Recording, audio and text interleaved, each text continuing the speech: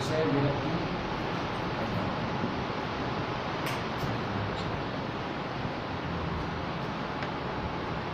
पंच विषय हैं शब्द स्पर्श रूप रस गंध। इन पंच विषय में पूरा संसार है। ये संसार पंच विषय का है। हर मनुष्य इन पंच विषयों में आसक्त होता है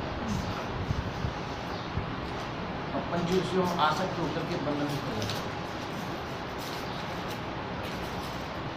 संत जन उपाय बताते हैं कि अगर मुक्त होना चाहते हैं तो इन पंच विषयों से विरक्त हो।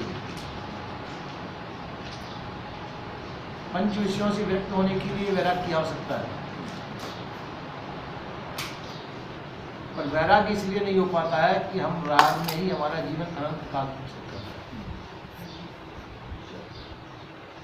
अनंत काल तक हम राग में ही चले आ रहे हैं, इसलिए हमारा कल्याण नहीं हो पाया। और विषयों से राग जो है पंच विषयात्मक है और विषयों से विरक्त हम नहीं हो पाए, इसलिए बंधन में चले आए। आप कह सकते हैं कि ये क्या प्रमाण है कि हम बंधन में चले आए? बंधन में चले आए इसका प्रमाण ये कि शरीर लेकर के हम यहाँ मौजूद हैं, इसलिए हमारा बंधन छूटा नहीं। बंधन छूट जाता तो यहाँ रहते हो जाता। अभी तक हम शरीर लेकर के बैठे, इसके अलावा मुक्त हुए नहीं। अब मुक्त नहीं हुए इसका कारण कि हम विषय विरक्त नहीं हुए। पंच विषयों की आसक्ति हमारी छूटी नहीं। पंच में से सब संसार की आसक्ति हमारी नहीं छूटी, इसलिए हम संसार में बार बार जन्म लेकर के आए हैं, संसार से विरक्त नहीं हो पाए। इसीलिए महात्मा लोग ये प्रयत्न करते हैं कि पंच विषयों की आसक्ति को छोड़ करके हम मुक्ति धारण करें, मुक्त हो जाए संसार से। अब प्रश्न यहाँ पे ये उठता है कि भाई मुक्ति सबको प्रिय नहीं है। मुक्ति सबको प्रिय नहीं है, सबको संसार प्रिय है, क्योंकि अनादिकाल से हम संसार का रस लेते चले आए। पर बाजी के संसार का बंधन भी इतना प्रिय नहीं कि हमको जेल खाने में रहना पड़े। हम संसार का इतना बंधन नहीं चाहते कि हमको संसार की जेल में रहना पड़े। हम संसार की जेल से बाहर रहते हुए और संसार में ही रहना चाहते हैं, और संसार की जेल के बंधन में संसार की आसक्त होकर के नहीं, संसार के गुलाम होकर के नहीं, हम संसार की आसक्ति से रहित होकर के फिर भी जन्म मरण ले पाता है। जन्म मरण होता रहे, संसार में बने रहें, पर संसार में आसक्त रहें, संसार के गुलाम न रहें। ये कई साधकों की प्रवृत्ति होती है कि संसार के गुलाम न होकर के संसार में आते जाते बने रहें, पर संसार के गुलाम न हो या संसार में ज़्यादा आसक्त, ज़्यादा बंधन में न पड़े, ज़्यादा बंधनों से छूटे। अब बात है कि यहाँ प्रश्न होता है कि या तो मुक्त होइए या बंधन में रहिए, एक ही उपाय मिलेगा, एक ही रास्ता, या तो बंधन, या तो जेल के अंदर या जेल के बाहर। बीच में कोई रास्ता ही नहीं है। तो कई वही बात है कि यह है रास्ता कि जेल का बंधन है, मतलब संसार की विशेष आसक्ति, संसार की विशेष आसक्तियों बस होकर के हम संसार के बंधन में रह करके संसार के नाना प्रकार के दुख भोगते हैं, माया मोह आसक्ति में रहते हैं। जैसे गृहस्थी में रहते हैं, अब गृहस्थी में 4 बच्चे हैं, कोई डॉक्टर बना, कोई इंस्पेक्टर बना, कोई कलेक्टर बना, कोई कुछ बना, कोई अब तुम्हारे किस काम में आया? कुछ तुमने पढ़ाया लिखाया उनको, अब वो अपने वो लेकर के कोई अमेरिका चलेगा, कोई रूस चला गया, कोई कहीं चला गया, अब तुम्हारे किस काम में आ गए? शरीर छूटे तो 3 दिन पीछे तो वो आएंगे,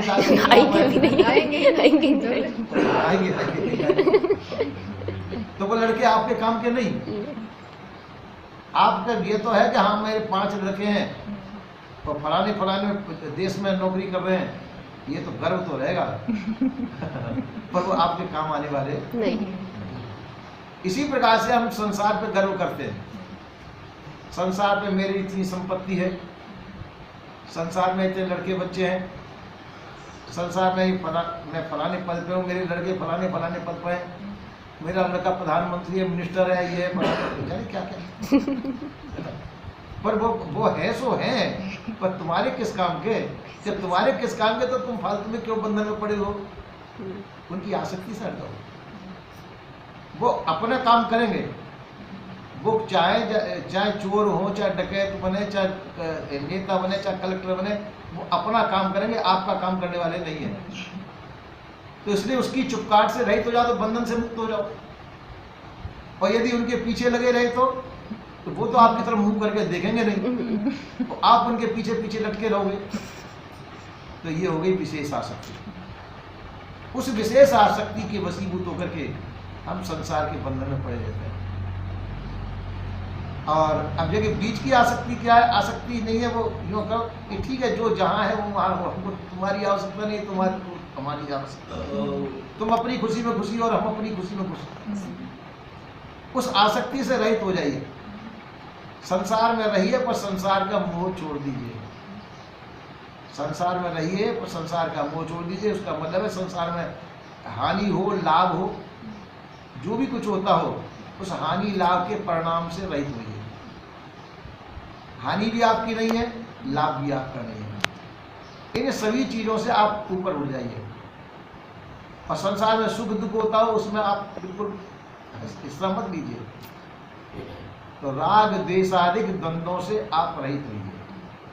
ये राग द्वेषादि जो द्वंद्व है ये आपको चैन से नहीं बैठने देंगे। राग द्वेष आपको हमें जिंदगी भर दुखी रखेंगे। अगर संसार में रहते हुए सुखी होना चाहते हैं तो राग द्वेषादि द्वंद्वों से रहित हो जाइए। तो संसार की जो ज्वाला है तपन, ये आपको नहीं मिलेगी। अग्नि जल रही हो पास में, अग्नि जल रही हो तो आपको तपन लगेगी। और अग्नि में बीच में कुछ आड़ कर दें तो नहीं लगेगी।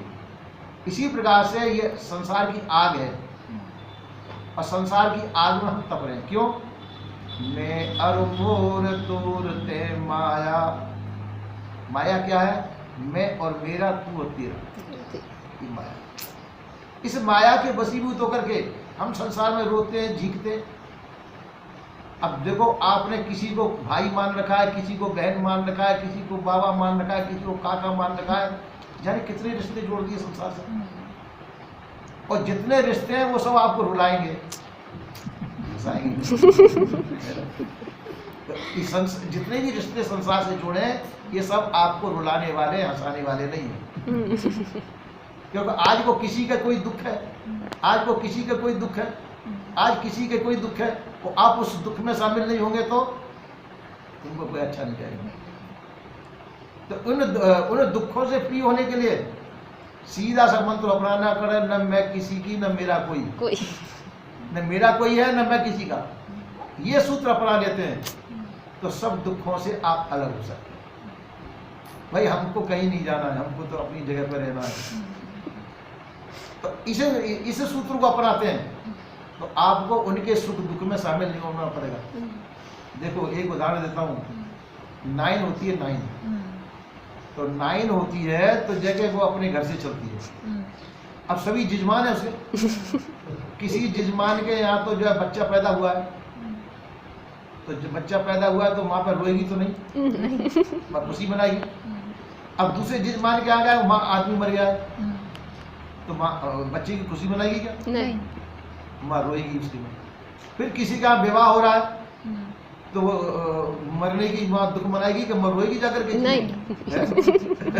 वो भी जिजमान उसका ही है कि जिसका विवाह शादी हुआ, विवाह शादी में नाचेगी कूदेगी खूब, उनका खुशी मनाएगी।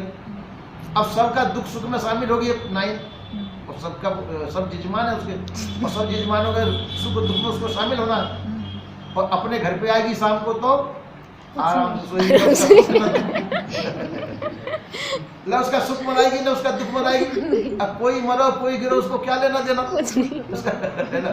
उसको तो जिजमानों से जिजमानी करनी है और जिजमानों को जिजमानी करके और अपने घर में आके।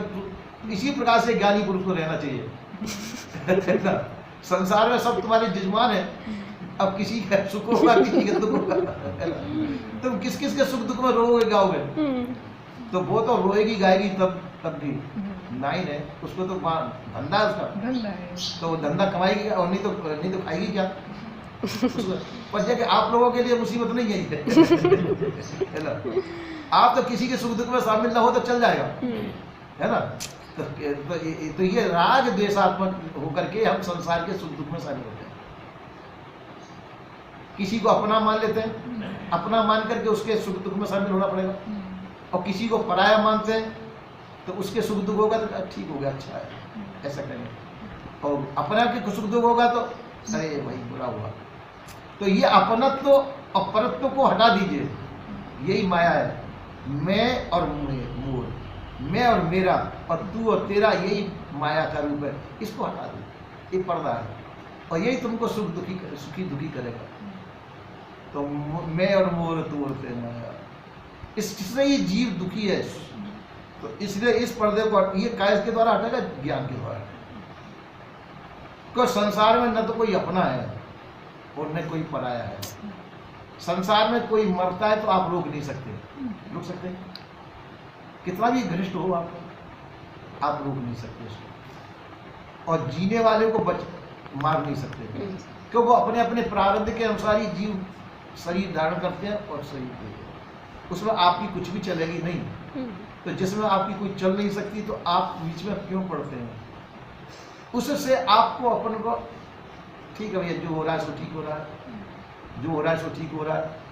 कोई मर रहा है तो ठीक है, कोई जी रहा है तो ठीक है, पैदा हो रहा है। अब कोई लड़ेगा भी कि भाई हमारे कोई आदमी मर गया तो तुम ठीक क्यों कह रहे हो? तो भाई हम अपनी खुशी में कह रहे, तुम अपनी खुशी में करो। इसी प्रकार से हम संसार के द्वंद्वों से अलग हो, द्वंद्वातीत, इसको कहते हैं द्वंद्वातीत स्थिति। साधु को द्वंद्वातीत स्थिति में स्थित रहना चाहिए। द्वंद्व कहते हैं काम, क्रोध, लोभ, मोह, भय, 5 द्वंद्व हमारे सबके हृदय में उठते रहते हैं। और ये कब उठते हैं? जब संसार से संपर्क रखेंगे तो। संसार से संबंध जोड़ने से ये काम, क्रोध, लोभ, मोह आदि के द्वंद्व हमारे हृदय में उठते रहेंगे, और ये ही दुख देने वाले हैं। और यदि इन द्वंद्वों को हम हटा दें, पर ये ऐसे वैसे नहीं हटेंगे, बहुत कठिन साधना से हटते हैं। काम, क्रोध आदि की ये द्वंद्व बड़ी साधना के द्वारा हटते हैं, क्योंकि इससे क्या होता है कि संसार से संपर्क टूट जाता है। जब तक हम संसार से संपर्क रखेंगे, जब तक ये द्वंद्व हमारे जीवन में आते रहेंगे, कभी हम रोएंगे, कभी गाएंगे, कभी किसी के लिए हंसे, कभी किसी का नुकसान होगा, कभी किसी का वो होगा, कभी कुछ। आप कहेंगे हमने संसार का संबंध छोड़ दिया, तो तुम्हारे भक्त होंगे कोई कोई, तो भक्ति का संबंध मानव एक भक्ति करना था, यो भी मारे, तब भी मामला जो चक्कर में आएगा कि भाई ठीक है हमने संसारी संबंध छोड़ दिया, पर किसी से भक्ति का संबंध है तो फिर क्या करें? तो उसमें भी ऊपर उठिए है ना भाई। प्रारब्ध तो उनका भी, प्रारब्ध उनका अपने अपने प्रारब्ध के अनुसार सबको सुख दुख होगा। और यदि आप उसके प्रारब्ध के सुख दुख में आप शामिल होते हैं तो आप कर तो कुछ नहीं सकते, ये कर सकते हैं?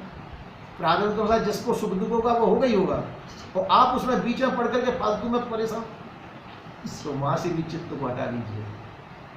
द्वंद्वातीतम, द्वंद्वों से अतीत हो जाइए, ऊपर उठ जाइए आप। सुख भी तुम्हारा नहीं, दुख भी तुम्हारा नहीं, और अपने शरीर के भी सुख दुख से रहित होइए, क्योंकि शरीर के प्रारब्ध के अनुसार इसको भी सुख दुख होंगे, अपने शरीर को भी। इसमें भी हम रस न लें, इसमें भी हम रस, जैसा प्रारब्ध का होगा वैसा होगा। तो ऐसा सोच करके हम निर्द्वंद और वैराग्य स्थिति में स्थित रह सकते हैं। सुखी कौन है? जो वैराग्य स्थिति में स्थित है,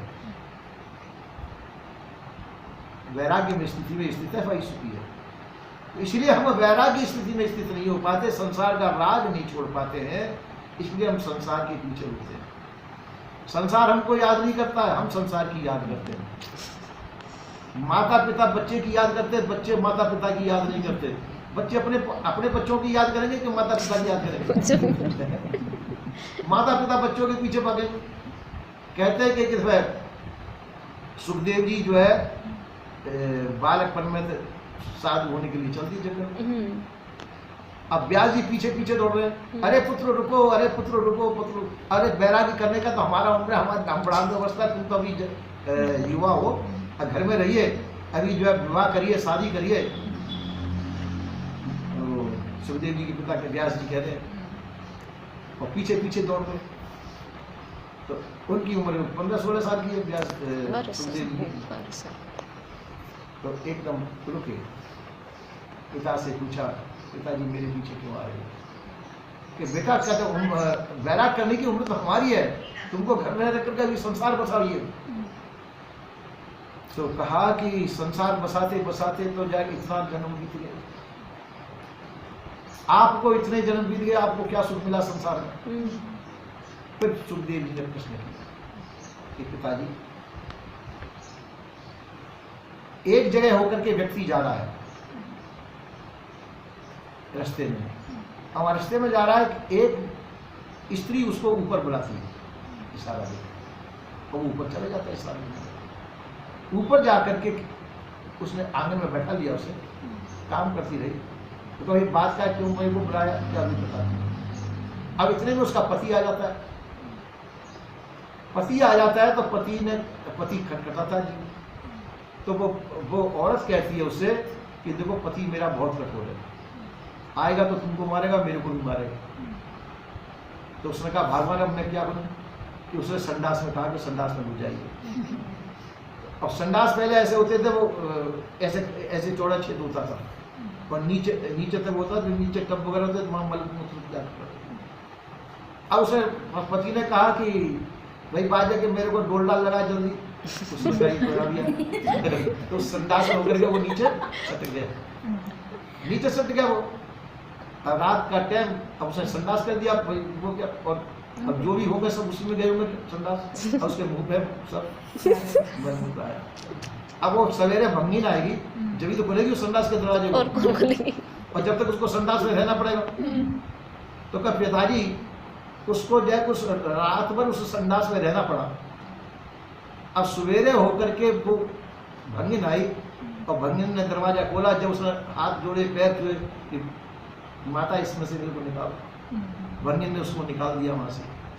अब वो नहा धो करके मलमूत्र में से निकला, और नहा धो करके वहां से निकलेगा, फिर दूसरे दिन वही रास्ता उसका वही था, और वहां होकर निकलता है, फिर वो बुलाती तो उसको जाना चाहिए कि नहीं? तो व्यास जी ने कहा कि नहीं जाना चाहिए। तो पिताजी इस तरह से ही मैं कहते उस संडास के कोठरी में से जाने कितने जन्म तक निकला हूँ, अब मुझे वापस क्यों फंसाना चाहते हो, संडास की कोठरी में क्यों लेना चाहते हैं? व्यास जी ने कहा ठीक है बेटा जाओ। तो इसी प्रकार से हम संसार में नाना प्रकार से मोह ममता आसक्ति बस संसार की उस कोठरी में फंसते चले जाते, और बार बार उस कोठरी में क्यों फंसे? उस मोह ममता आसक्ति में क्यों फंसे? मोह ममता आसक्ति में फंस करके बार बार गर्भवास में जाना पड़ेगा, बार बार जन्म मरण के चक्कर में पड़ना पड़ेगा। और जन्म मरण के चक्कर से छूटना है तो वैराग के द्वारा, वैराग के बिना और कोई दूसरा उपाय नहीं है। बिना वैराग्य के, बिना वैराग्य भटकत फिरे पकड़ शब्द की छाप। इसी प्रकार से हम जो है भटकते चले आए हैं। तो हमको चाहिए कि संसार की आसक्ति को छोड़ करके, संसार के सुख दुख से रहित होकर के, संसार के बंधन से छूट के अपना जीवन कल्याण करें। यही मानव जीवन की सार्थकता है, और नहीं तो हमारा जीवन व्यर्थ जा रहा है, और व्यर्थ जीवन से भटकने से हमको छूटना चाहिए। सद्गुरु श्री कवि साहब का यही मत है। बोलिए श्री सद्गुरुदेव।